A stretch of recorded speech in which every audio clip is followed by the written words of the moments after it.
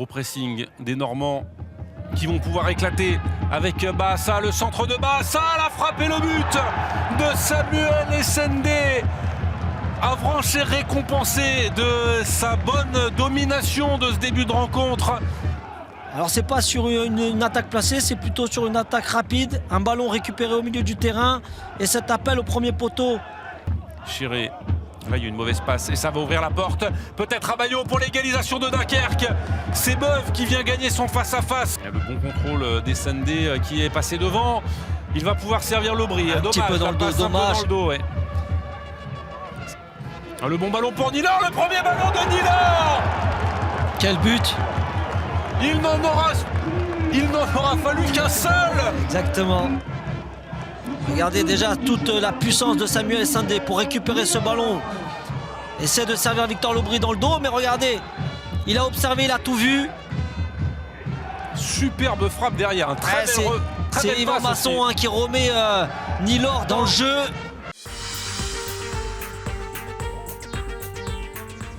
Avec attention, la pression qui va être mise là. Oh, attention sur ce tacle de Tadeo. Que va dire monsieur l'arbitre? Eh bien, il va signaler un pénalty, Vincent. Et c'est parti. Flégeau qui s'était lancé, le contre-pied parfait. Là voilà l'ouverture du score. L'âme, on va le dire, de cette équipe. Maxime Flégeau qui ouvre la marque très tôt dans cette rencontre, son premier but cette saison. Avec la montée de Pelletier qui va repasser dans l'axe, il a vu Loïc Ball partir dans cette surface de réparation. Il va décaler désormais Diallo qui s'est mis pied droit. L'égalisation pour le Red Star, non, pour l'US Créteil Lusitanos, oui. Et on est désormais à un but partout au bout de 15 minutes de jeu, Vincent. Tout à l'heure c'était très bien, je ne sais pas, Timothée Toflib. Ouais, vers la bonne tête, cette fois-ci qui va obliger à nouveau Stéphane Véron à se coucher. Attention, la nouvelle opportunité pour les Cristoliens qui sont de mieux en mieux dans cette rencontre avec ce ballon vers Abdelmalek Mogdad. Il avait bien suivi Ludovic Pocrate. Et le voilà, le but de 1. Créteil qui repasse devant au tableau d'affichage. Ouais, un peu plus, il est un peu moins touché, certainement il y a un jeu un peu plus aussi. Ben voilà. Oh attention, et le petit extérieur, la voilà l'égalisation. Et cette fois-ci on l'avait dit, on l'avait annoncé tout à l'heure, c'est Flégeau, l'homme qui permet pour le moment à Villefranche d'arracher le point du match nul comme ça dans le temps additionnel.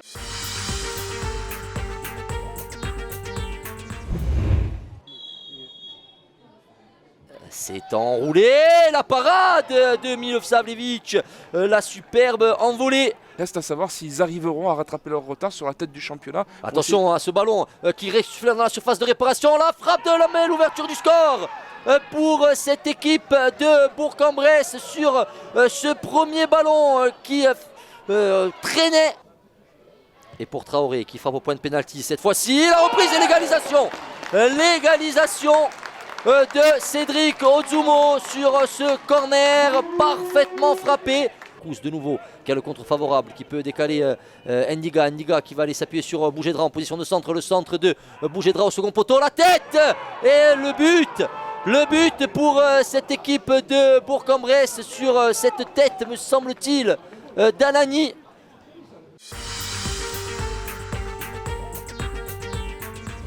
Le corner qui suit. Il est directement dégagé par la défense de Pau. Pas pour longtemps. La frappe, elle est magnifique! Quelle frappe des 25 mètres enroulés que pied gauche. Le match pour la montée, le match pour le maintien. On commence à identifier tout de même quelques pelotons. Attention avec ce ballon et l'ouverture du score.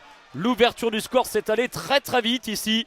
1-0 pour le Football Club de Pau.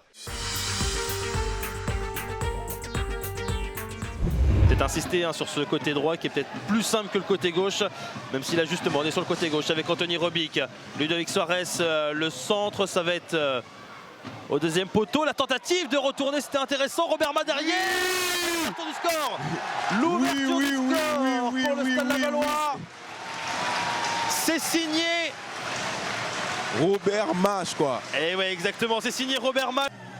Allez, Tom Lebeau, encore avec le ballon et peut-être avoir une solution sur le côté, c'est bien fait. Anthony Robic qui va... Et le deuxième but, c'est signé de Anthony Robic, meilleur buteur de cette formation. Depuis le début de la saison, il va aller inscrire le but du 2-0. Il a dû donner ses... Encore une perce. Oh, Oh là, encore la très belle percée, c'est pourquoi pas. Attention, ça va revenir derrière. Oh, ça passe juste à côté.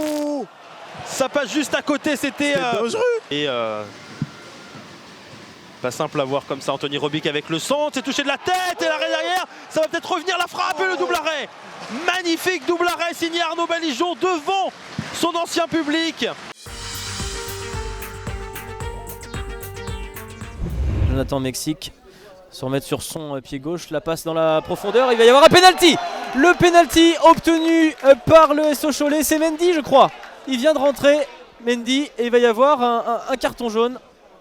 C'est le deuxième. Et carton rouge. Carton rouge pour Mohamedou Dramé. La double sanction là. Eddy Rosier n'a pas hésité. Adrien Dabas face à Vincent Viau. Et c'est presque arrêté, c'est plein centre. Et c'est transformé, l'ouverture du score du SO Cholet.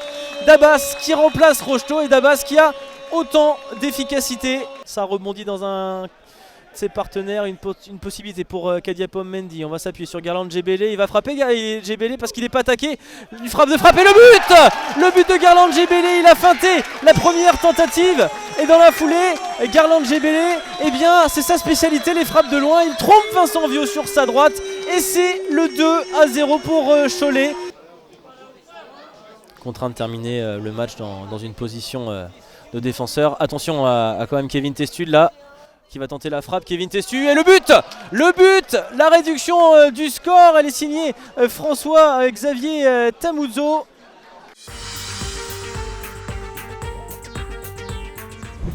Pas pour longtemps, attention, parce que c'est pas terminé. Le centre à venir, c'est touché, c'est le but et c'est dedans.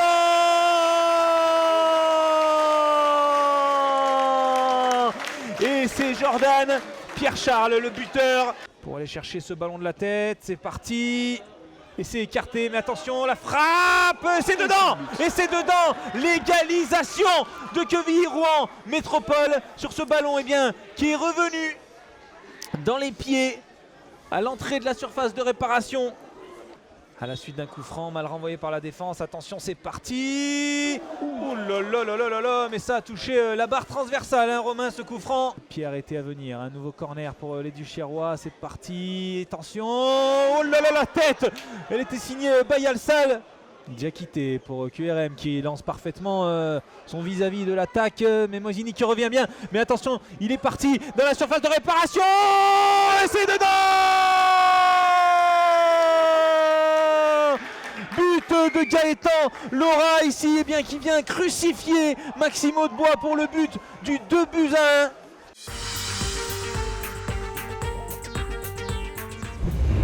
Fall qui est parti sur le débordement, Fall, toujours Fall qui déborde. Et oulala, quel arrêt de Lostis. Voilà, une occasion sur un centre. Contre est vite mené, vite arrivé. Il y a du déchet du côté comme de l'autre. La frappe. Oui, quelle belle frappe. C'est parti. Il y a un joueur à terre. Et une frappe et un arrêt. Ouais, super arrêt de Franck Lostis. Face notamment à Yanis Amash. Il peut rentrer dans la surface. Est-ce qu'il y a une faute qu'on dit, monsieur l'arbitre? Il a provoqué un petit peu hein, le passage en force, comme on dirait en basket. Et voilà. Et voilà, ça c'est l'erreur. Ouais, il me semble que c'est l'exclusion. Hein. L'exclusion de Randall Colomani par monsieur Mickaël Leleu. Ce match. Junior Sainte-Ville dans la surface. Junior Sainte-Ville sur le pied gauche. Oh là là, le ballon qui heurte le poteau de Paul Charuot. Monsieur Mickaël Leleu sur cette action. Oh, attention, ce ballon perdu. Ryan Frikech, le ballon pour Saïd Arab qui frappe et la parade de Rifi Mandanda. Oh, c'est fort à la mot là dans la défense de l'USBCO. Mehdi Chahiri, là aussi une frappe contrée. Saïd Arab et monsieur l'arbitre qui désigne le point de pénalty. Et Mehdi Chahiri qui s'élance face à Rifi Mandanda et qui ouvre le score. 7e but de Mehdi Chahiri, le buteur odonien sur ce pénalty. Inscrit à la 58e minute.